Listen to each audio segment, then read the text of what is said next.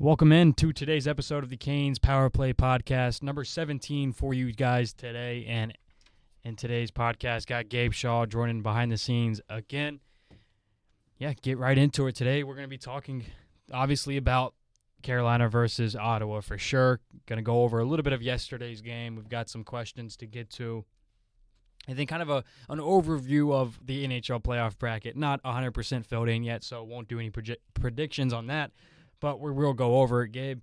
Thank you again for having us. Thank you again for helping out. And let's just start off with the game last night against the Islanders. It was pretty much, Carolina doesn't roll out everybody. Obviously, you want to rest a lot of the top-notch guys. We'll get into that conversation a little bit down the road. But some guys that don't usually play that played. Skylar Brind'Amour, he played about 15 minutes a night, 7 for 7 on faceoffs, or I guess 7 for 14 on faceoffs, so 50% in the dot.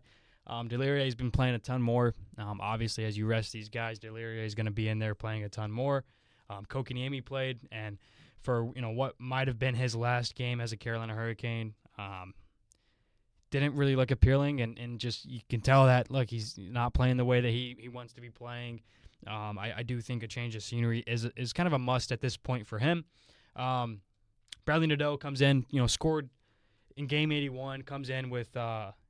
Really look good as far as the physicality goes in these last couple of games. What we've seen with him, I think he's had that physicality. Didn't account for anything last night in 16 minutes of ice time. But one thing I do know is that he plays shorthanded. He's in there and he's playing games. He's playing them shorthanded. So that's something I think that's really, really important to know about Bradley Nadeau is Rod has that trust in him to use him as a penalty killer.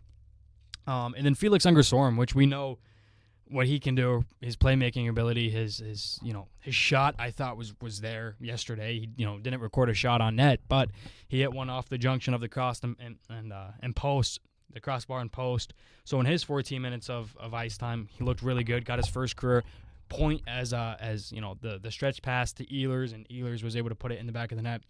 And then you obviously go to Charles Alexis Legault. Comes in there. He's just a good big shutdown defenseman. I think he plays great, was really good shorthanded as well. I think that's where he strives. And then Joel Nystrom and Sealy, both of those guys played 15 minutes a night. Both played really well. I saw something on X, the best way to describe them is being guys that just low event, like nothing crazy is going to happen, but that's the best way of putting things. No, they're not going to go score crazy goals or help set up crazy goals, but they're not going to allow anything either.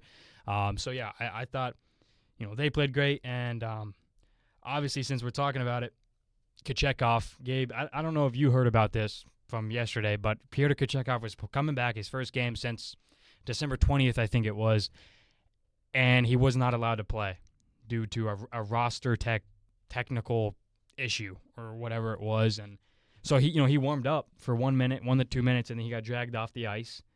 He was supposed to play, which would have been great. Wasn't able to play. Brendan Bussey had to come in. He didn't know he was going to play until 28 minutes before puck drop. Comes in and looked really, really well. We're going to talk about whose crease it should be for game one, but I think Bussey has had these performances where he's played better. He stopped 29 out of 30 shots, so looked really, really well, 967 save percentage. But for me, this was one big thing because Kochetkov could have came in and played a low-stakes game that doesn't mean anything, and it would have done him well because he gets back into the flow of things. Unfortunately, unable to go. Bussey had to go in, and we had a emergency backup goaltender, Thomas Sullivan, who played at Stony Brook. He was the backup last night, and, overall, doesn't really, I guess the only good news that comes out of beating the Islanders is you get home ice if you play Dallas. If anybody but Colorado goes to the Cup, you're going to have home ice no matter what. So I guess that's kind of the only bonus out of that is you beat Dallas in the standings. But I'm going to go to kind of into a question now. And Gabe, I'm going to put it in your perspective as well because I don't know if this is something the Bruins did, but resting guys down the stretch benefit. I'll hear your answer first, and then I'll answer because you think of resting guys. You rest, top dogs. Aho. You rest a Pasternak. You rest a McAvoy. You rest a Swayman. and maybe they missed the last 2 games, the last 3 games of the season, or they missed the last 2 and then play one, the final game of the season and then go into the playoffs. Do you think that benefits more than hurts, or do you think that hurts maybe more than it benefits because you get out of the flow of that flow state of playing hockey? I think if you have a good team around you, like the Canes do, you can definitely benefit from it because you have so many other guys to rely on.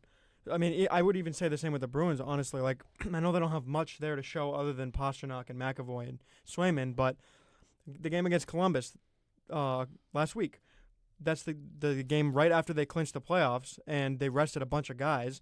Columbus was still a hungry team. They still needed to win get every single point they needed to clinch playoffs. Well, we still ended up beating them while resting like maybe 4 or 5 guys. So just to me, it shows that if you have a good enough team where you can maybe squeak out like one win, just play well, like play at par with the other team, then I think it does play a benefit because you get those extra players rest where they don't get that in the regular season, especially with a season where you get 4 days off, but then you have like 2 back-to-backs within a span of like 2 weeks. So I think it really does come into. I think it does help. I think it does. It is a big benefit. No, I definitely think it is as well. There's definitely some people out there that can see the negative sides to it, and I mean I get it. Maybe you go out of a flow state. Let's say, for instance, like Jordan Staal. Let's say he was playing his best hockey in the last 2 weeks, and he misses the next 2 games just based off the fact that he's going to rest because we're playing meaningless hockey. And then let's say he comes in the playoffs and he doesn't score a goal, right? Or he's not as impactful. You can pretty much put that down for any player. But overall, I do think it definitely does give a benefit to those top tier players that can jump in no matter what the situation is and be able to produce. So I think for that, it benefits. Maybe there's definitely some players out there that have a play style where they have to go every night, or it's maybe they're just going to be invisible the next game that they're not there. I think Kotkaniemi could be a factor. He's pretty much invisible when he's in the lineup too, but he's really invisible when he's been out for a month or a week or 2, and he's tossed him in the lineup. I mean, he's pretty invisible there. But going into the big topic that we have today is obviously Carolina versus the Ottawa Senators. Now, Ottawa comes in as the second wildcard team, and this is a team that really matches up well against Carolina just based off the fact they're physical, they're big, and they play the most similar way to the Florida, I think I can say. Going over a head-to-head matchup, the season series was 2-1 in favor of Carolina. Obviously, goals for per game. Carolina had 3.57 goals per game. Ottawa had 3.36.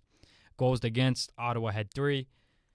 Carolina had 2.9, so obviously it's pretty close in the goaltending matchup, which I think that's going to kind of decide this series. Power play, Carolina was 25% on the season. Ottawa was 23.5%. Penalty kill, Carolina 80%. For Ottawa 75%, 29th in the NHL. So having those stats, it's pretty important because you look at one stat that stands out to me is the penalty kill. For Ottawa being so bad, bottom 3 in the league, and Carolina's power play that's heating up and playing really, really well. I think that's going to be a pretty massive factor. But Gabe, obviously, I'm going to have you kind of chime in. If you had to pick one player on either team to be a factor in the series, you can't name a goalie. What's that player on either side? For either side? Yep. Okay, so for Carolina, I'm gonna go Stankoven. I think, he had a good stretch towards the end of the season, right? I'm not just saying that. No, he had a great stretch. Yeah, he had a great stretch. I mean, if he can carry it into playoffs, he was helping him win a lot of those games towards the end. Yeah, especially with his size as a center.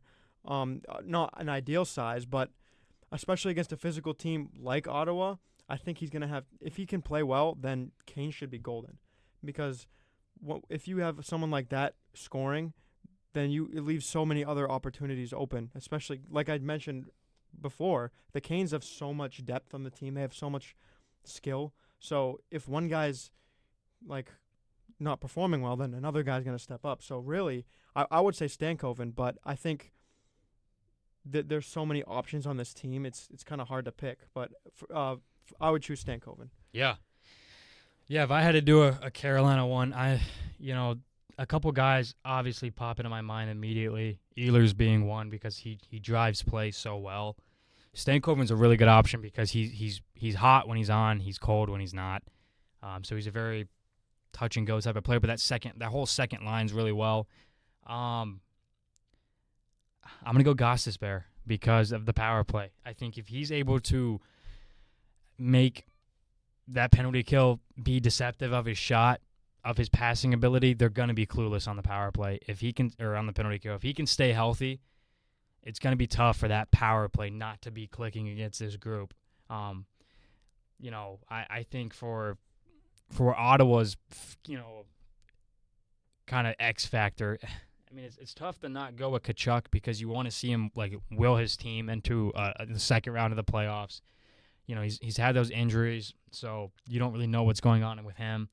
Tim Stützle, that's just an easy one to say just because he's so good. So I think I'm going to have to go another defenseman because you want to kind of match it up. Obviously, they've got some guys that have been a little bit hurt defensively. I think you've got to go either a Sanderson or a Chabot for Ottawa because you want to be able to match up and go against that first line, go against that second line, match up against that power play. You're going to have a defenseman that can do not only that defensively but also offensively, being able to drive play when maybe that first line of Tim Stützle and maybe those guys aren't going, maybe Cousins and Giroux and Tkachuk aren't playing the best hockey.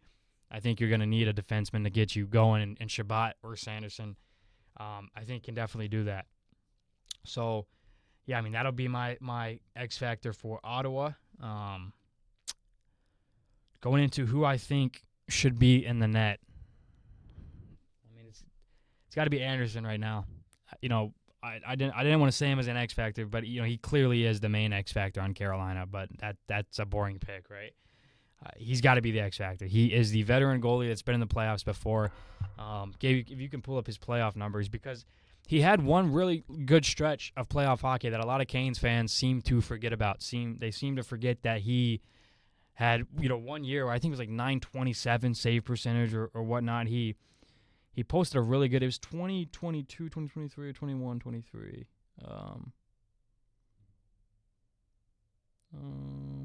Where he went like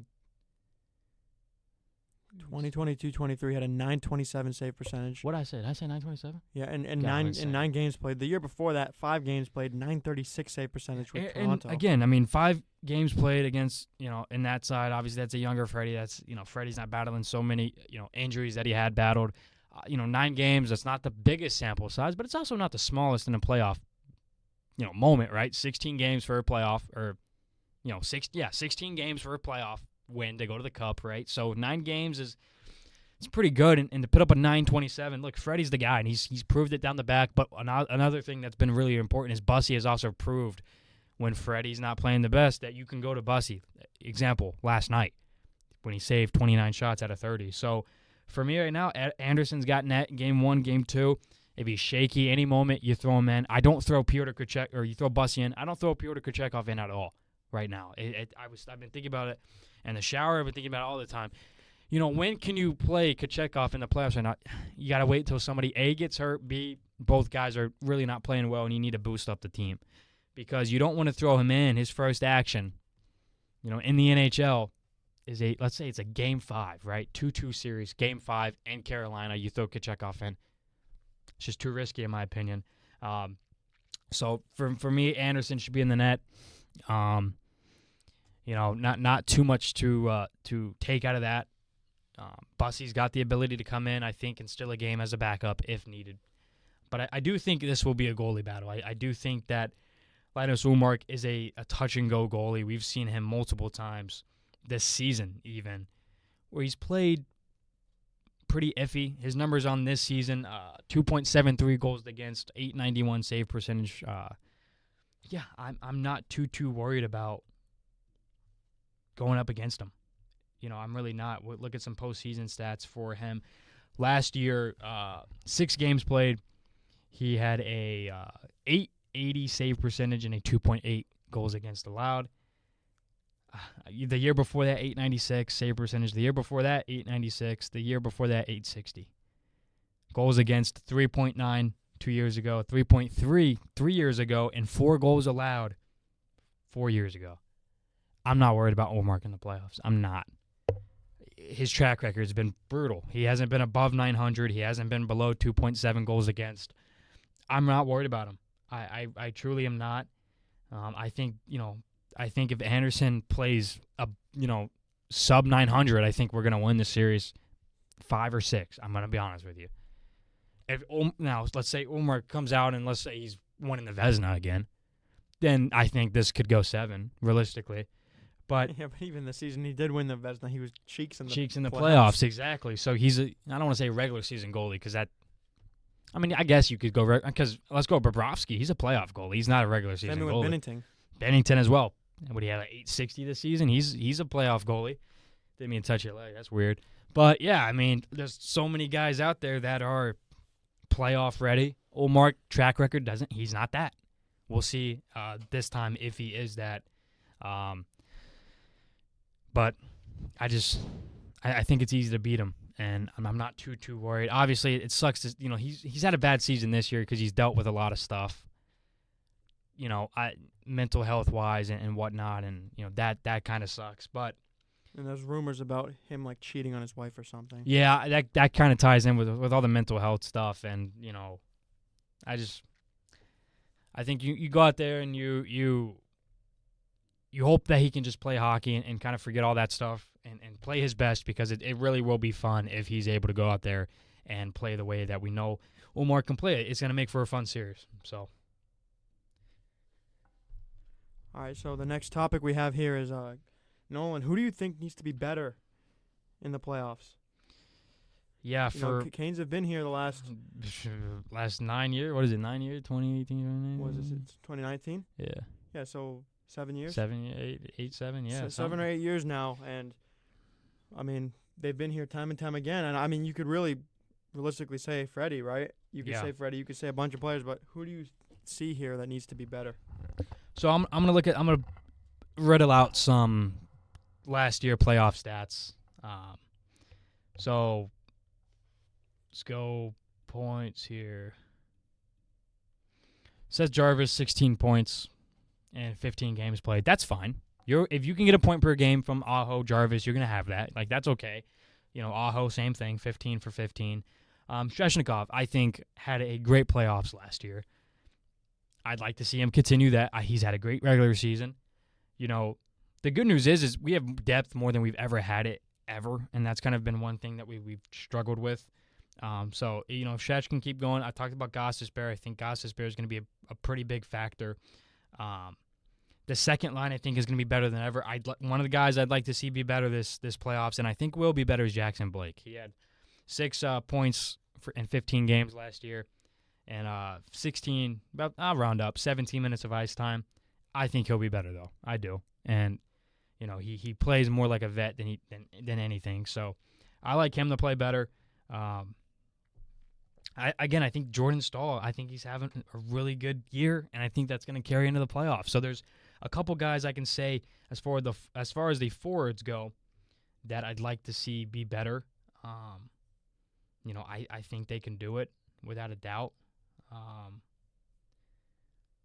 lot of players this season that have produced that I'd be very shocked if their game even I'd be shocked if anybody's game, fell off a cliff. If anything, I think it's going to get amped up just another level. So, but if I had to pick that one player, I'll go Jackson Blake. I want to challenge him to, I get last year young. I want to challenge him to come up here and see if he can give us the Jackson Blake he's given up this season. Great defensively, like he was last night. I want to see if he can give us that great two-way game. Try to be around 0.7 points per game. So, let's say we go 20 games. Let's see him have about 17, 16 points.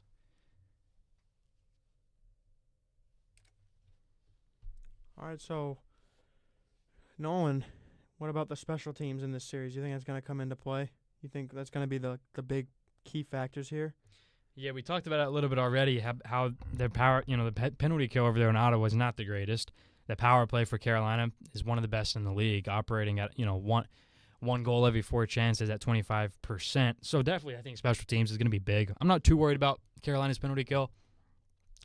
You know, double shift Slavin if you have to. I'm not too worried about it. I think Carolina's got an opportunity to feast on Ottawa's penalty kill. And I think, again, like I said, with Gostisbehere kind of being my key X factor, if he's able to not only be dangerous with his shot, but his passing abilities. Let's say he scores 2 goals in the first 2 games. Every power play chance, they're going to be looking for that shot. And he's got a great slap pass. So he can wind up and say he's going for the one-timer. He's in motion to go for that one-timer. Let's say he slides it across the ice, Jarvis 1T, back of the net. That's the type of play that we could see from Gostisbehere with that power play, being able to be as good as it is. Jordan Staal, I tweeted this out the other day, 70% in the faceoff dot on power plays. That's insane. Yeah, that's absurd. That's why that power play is so good. Jordan Staal's out there winning faceoffs. If he keeps that up, I think Canes can take care of Ottawa, especially on that power play. So, do you think the second line can outplay everyone like we did see in the regular season? I think it is specifically is going to outplay Ottawa just based off the fact that they've got so many guys to worry about. You have to worry about the first line of Aho. You've got to worry about the third line. Say what you want about Martinook and Staal. They're old, but you got to worry about them because Ehlers is out there creating chances for the old guys.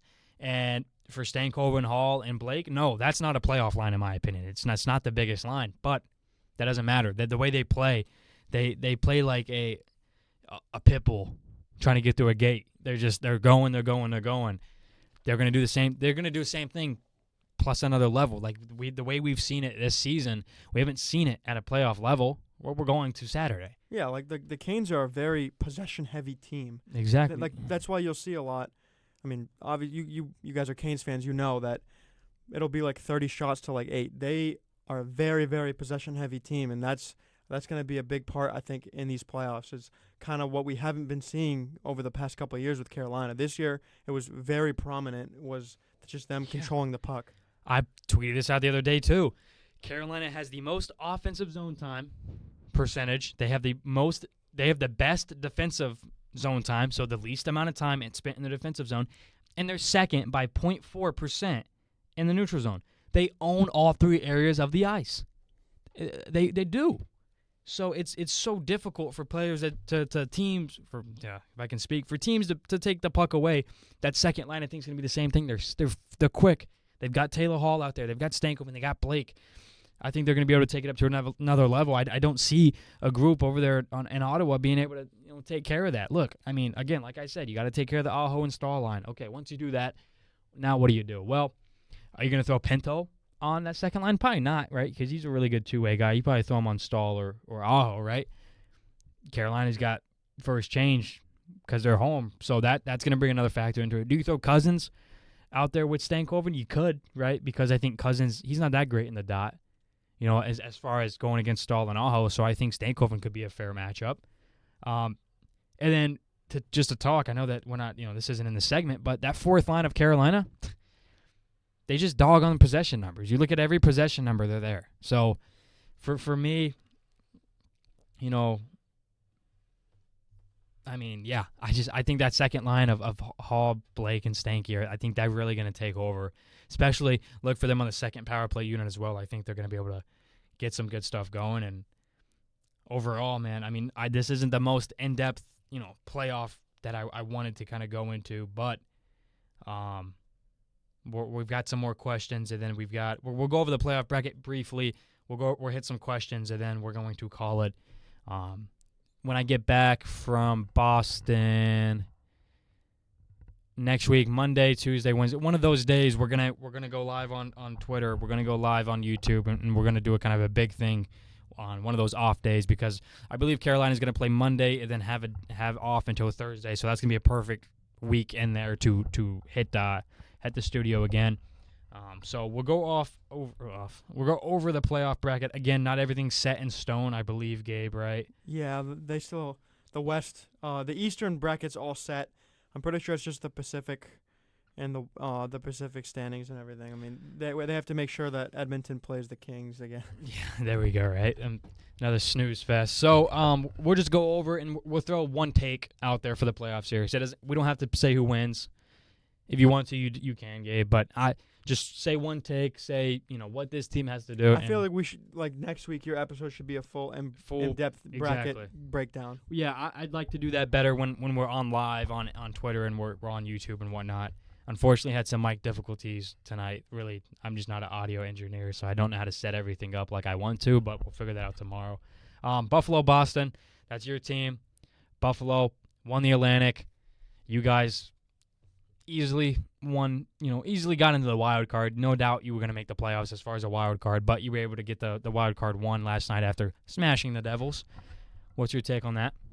I mean, I told you a couple days ago, this is very impressive. From going from a bottom, 5 team in the league to then turning it around next season and getting 100 points is insane. Yeah. No, I mean, same thing for Buffalo. 15 years ago, that's the last time they were in the playoffs, and that's when we eliminated them.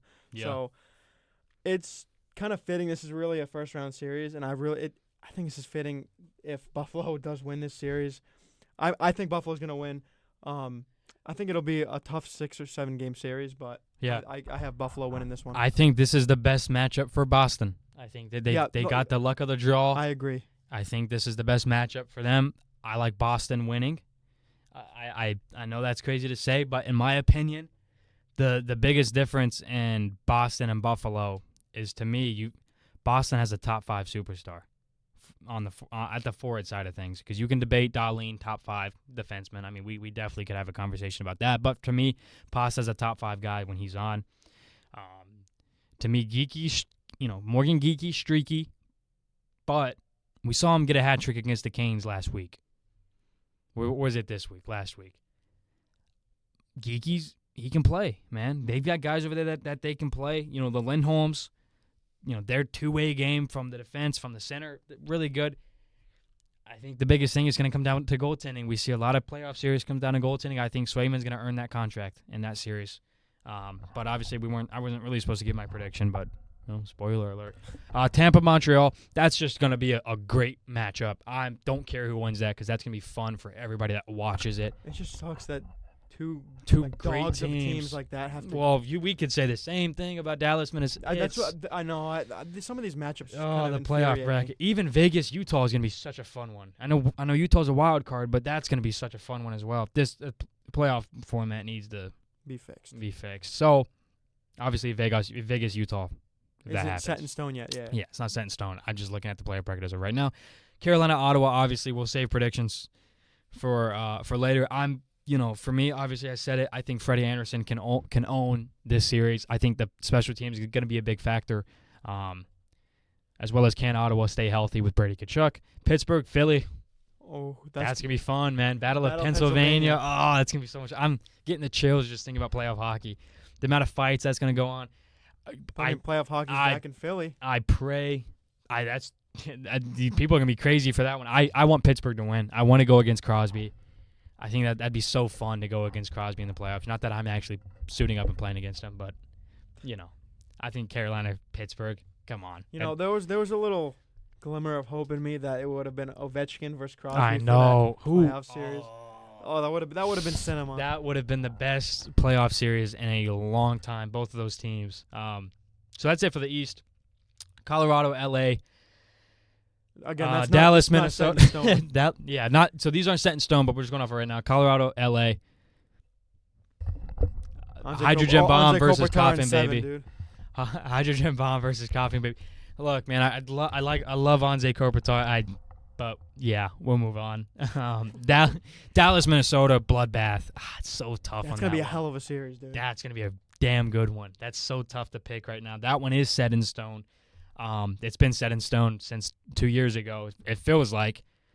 Gary Bettman, please change this stuff, because we have because even so many matchups that are, because that's going to be round 1, and then imagine round 2 is like Colorado. It's going to be Colorado or Dallas or Colorado and Minnesota. And then boom, we have a potential Western Conference matchup done in the second round. We have a Western Conference matchup potential done in the first round in Dallas and Minnesota.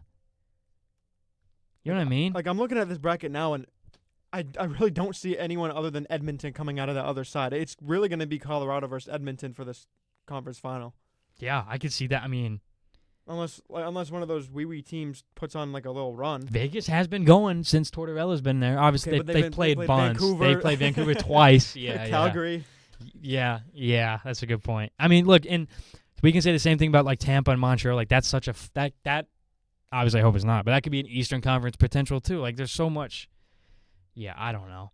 But Colorado, LA, yeah, Minnesota, Dallas. That's is the only one that's set in stone, I think. Yeah, that is facts. That's gonna be so fun. That is gonna be so fun. Vegas, Utah again. If that happens, dude, Utah's booming. I hope Utah is able to go. I don't think they're gonna. I don't think hypothetically if they played Vegas. I have a question. Do you think they'd be playing this well if they're still in Arizona? That's a damn good question. I don't think so. No, ownership changes a lot, man. It changes the mindset. It changes the want. Who knows how they're getting treated versus Utah and Arizona. I mean, Ryan Smith is a hell of an owner. You saw the Zamith. Yeah, that was sick. That's sick as hell, dude. That's a really good owner, and you can tell it's filled into that locker room. They've got sick uniforms, a great color scheme. Their arena's always popping. Dude, that's my favorite team in the West. If I had to pick a favorite team in the West, it'd be Utah. They have everything going for them. Young team, mixed in with some veterans. I like a lot of their guys over there. Yeah, I don't think they'd be playing this well if they were still Arizona. I do think they'd still be towards the bottom of the league. Ownership changes a ton. Let's say, dude, Vancouver or Chicago could get a new owner. New York, the Rangers could get a new owner and GM. Playoffs next year. I do think that changes a shit ton. Edmonton, Anaheim. I like to see Anaheim do it because they're young and they're fun to watch. But you can't bet against McJesus. You never can. Obviously, that's not set in stone. Speaking of that, I'll give you guys some scores around the league, and then we'll hit 3 questions, and then we're gonna get out of here. So right now, Dallas is in a shootout with Buffalo. I mean, that game doesn't even matter. That doesn't mean anything. Rangers beat Lightning. Who cares? Doesn't matter. Sens are beating the Maple Leafs. Doesn't matter. It matters for Bruins fans it because of that does. pick. That's interesting. Damn. Yeah, because Toronto is gonna if they lose. Oh, hold on. We got the Stanley Cup going on. Sharks and Black. Yeah. If is that game over? It's third period with 11 minutes to go. Yeah. Leafs clearly want to lose this game because They want that pick. So I did read about it. So because they made a prior trade with Philly Yeah. about their 2027 pick or whatever. Scott Lawton. Yeah. It was Scott Lawton. So they said if it was 11 or worse, it would go to them or whatever. But then they made a trade with us last year, the Carlo. the Minton Carlo trade, and they said if we get our top 5 protected pick, we'll either choose to give you our 2027 or 2028 unprotected, and if it falls in between 10 and like below, so 10 to 1, then Toronto gets to they get to pick who to give it to, and if it falls after that, then I think it goes to Philly. Wow. Well, And clearly, if it falls to 10 through 1, then they're not going to give it to us. They're just going No. to give us their 2028. So yeah. No, they're fine with going to Philly. That's not a division exactly. opponent. So Sharks 1-0 against the Blackhawks. Kraken, Golden Knights hasn't happened yet. And then the Panthers beat the Red Wings 8-1 earlier today. So those are some scores around the league. Gabe, hit me with these 3 questions, and then we're gonna skedaddle out of here. So first fan question we have is, do you trust Carolina's goaltending enough to outduel Ottawa in a tight playoff series, or could that be the difference? And I feel like we've been answering this question over and over again, the goaltending. And it's a damn good question to answer because it's been the Achilles heel of Carolina. I mean, we could say the same thing about Edmonton, too. Yeah. That's why they haven't won the Cup, because of their goaltending. Exactly. I say yes. The way that they're playing right now, the way Anderson and Bussy are playing, they're playing the best they've looked all season. So, yes, I think right now, yeah, Game 1, Freddie could go out there and look like, bad. Yeah, he can go out there and struggle, and we go, uh-oh, now, are we confident in him? No, I'm not. If I had to, let's say 10, I'm super confident we can go to the Cup. 0 is, I think loss. first round loss. I would probably go 7. a 6.5, 7 around there. I don't know 100%, if I'm confident, but I do think that there's going to be some really, really good, moments where Freddie's going to save the game for Carolina. Freddie could win a game for Carolina, and so on and so forth. So this isn't a fan question, but do you think if at any point the goaltending gets so bad with Bussy and Anderson that they're going to have to go to Kochetkov? Yeah, I mean, I can see it happening. I wouldn't be shocked if we throw him out there. Obviously, Tripp was talking about this last night. Yeah, it's so difficult for goalies to get put into a high dangerous situation when they haven't played meaningful hockey in months. That's the case for Piotr. He hasn't played meaningful hockey in 5 months. He played a couple games in the AHL. That's cool. Good for him. But the speed, the shot levels, they're just so much different. Yeah, they're so much different than a playoff game. So, obviously, that's why last night, him not getting that start, it sucks, man. It really does suck because now we don't know how Piotr Kochetkov is going to look. Rod's the coach for a reason. He's going to make those tough decisions. We got to trust those guys. The good thing is, we practice tomorrow at 11 a.m. As I'm recording this Thursday, which is tomorrow. Today is Wednesday, April 15th. We practice Thursday, April 16th, 11 a.m. I'm sure I'll be tweeting about it. That's, we'll get an answer on how he looks there. So, yeah, I mean, if need be, the good thing is they have 3 NHL goaltenders. So, if need be, yes, they can throw him in there. Okay, second fan question. Which star has the biggest impact, Sebastian Aho or Brady Tkachuk? It's got to be Tkachuk.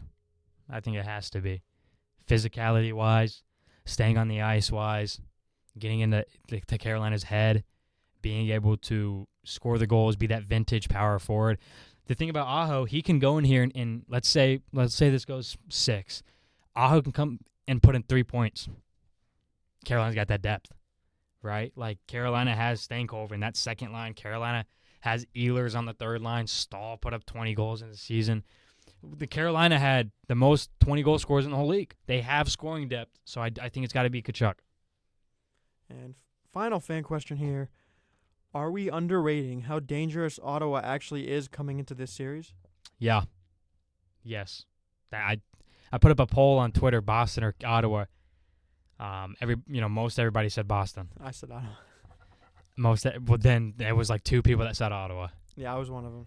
Well, no, there was 3. Well, there was 3, so I'm just including you. There's 2 people that said nobody wants to play as Ottawa. As a Bruins fan, I didn't want to play Carolina. I like Nolan said, I think Buffalo was the greatest draw for us. Ottawa is a big team, and they play the most like Florida. We shy away from big physicality teams, hence why we got Nick Delirier in the playoffs at the trade deadline. Well, we saw, what was it, maybe 2 weeks ago? Was it like Easter Sunday?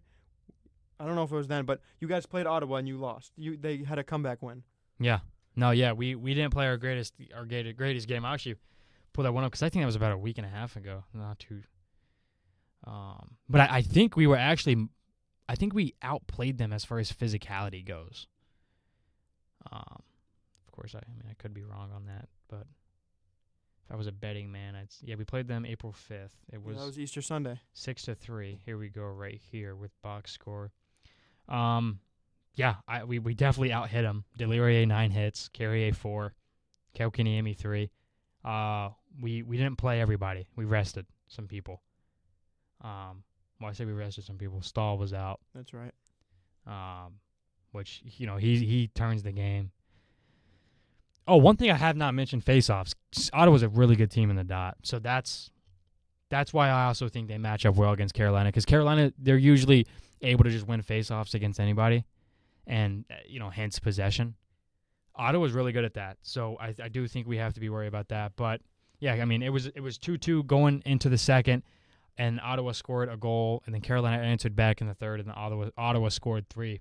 So we didn't play great, but guess who hurt us in that game? Tkachuk. So we know what we have to do and see if we can if we can out-hit them and win the special teams battle, we're gonna win the series. So yeah, that is it. Should I do my prediction now for the first series? What do you want to do for just the Canes or the entire I guess no, playoffs? Just for the Canes. You can go just ahead. Since by the time we get into here again, it's going to be game 2. It'll be after game 2. So I'll put in my prediction now. I'm not going to go too in-depth on it, but because I feel like I went in-depth this whole time, I'm going to go 4-2 Canes. I think home ice is going to matter a ton. Carolina plays damn good at home. Give me 4-2 Canes. Gabe, you want to throw yours in there just for fun as a Bruins fan? I was also thinking 4-1 Canes. 4-1. I think this is the year they. I mean, I guess I'm spoiling my whole bracket, but I think this is the year they get it done. Yeah. Well, you heard it here first, guys. According to Gabe, Carolina to the Cup. Thank you guys for checking this out, for listening. Share it, whatever you can do with it. Follow the YouTube, Twitter, Facebook. Check out the website, canespowerplay.com. Podcast, of course, Canes Powerplay, available on Spotify. Make sure to share this with all your Canes friends. Let me know down below what your guys' takes are. Thank you guys for listening. See you guys next time.